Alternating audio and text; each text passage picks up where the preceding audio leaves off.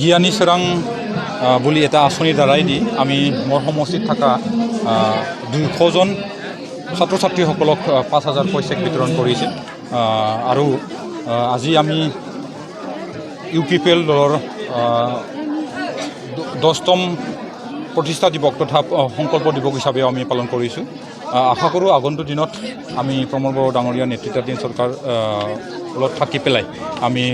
সমাজ এটা গঢ়ি তোলাৰ কাৰণে ভালদৰে আমাৰ দলে কাম কৰিব পাৰিব বুলি ভাবিছোঁ। আজি যেনেহেনকৈ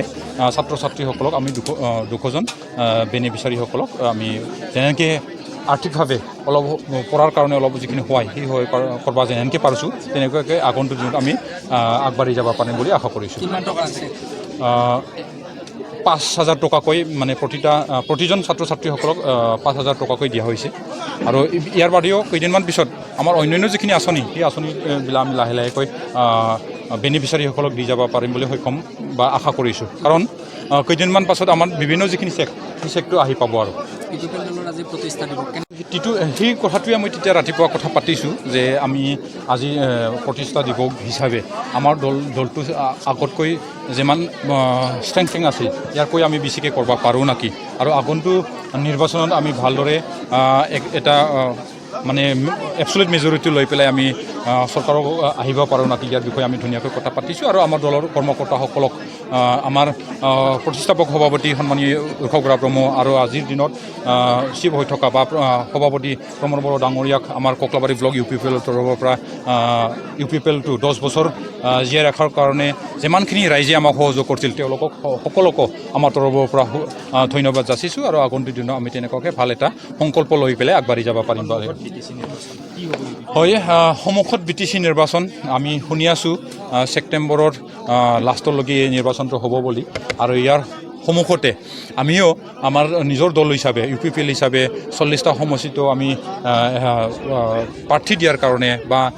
প্ৰাৰ্থীটো জিতাই অনাৰ কাৰণে যিখিনি চেষ্টা সেই চেষ্টাটো আমি অহৰহ চেষ্টা কৰি আছোঁ আৰু আমাৰ অঞ্চলত আহি পেলাই বিভিন্ন দলে বিভিন্ন ৰাজনীতিক দলবিলাক এতিয়া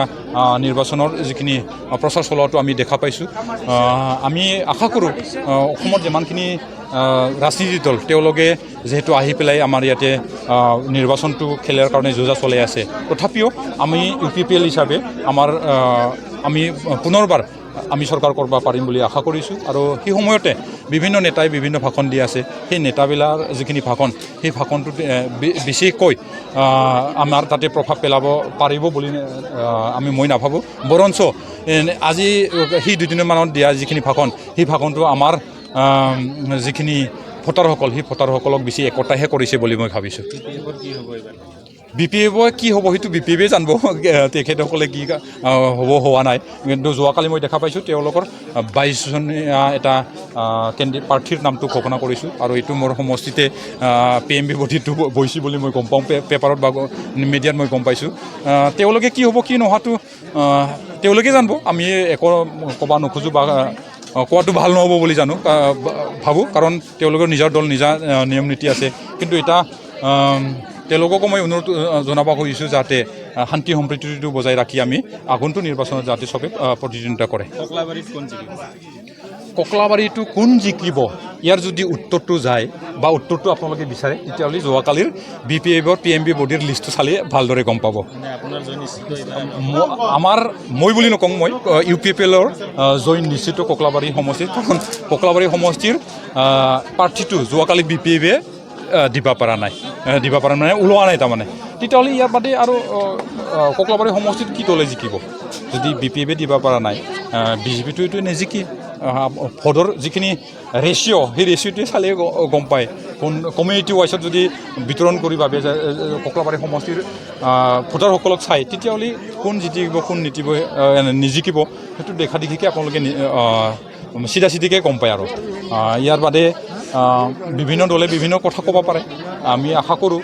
আমি শৃংখলাভাৱে আমি আমাৰ অঞ্চলখন শান্তি সম্প্ৰীতি বজাই ৰাখি যাতে আগবাঢ়ি যাব পাৰোঁ সেইটো মই কামনা কৰিছোঁ।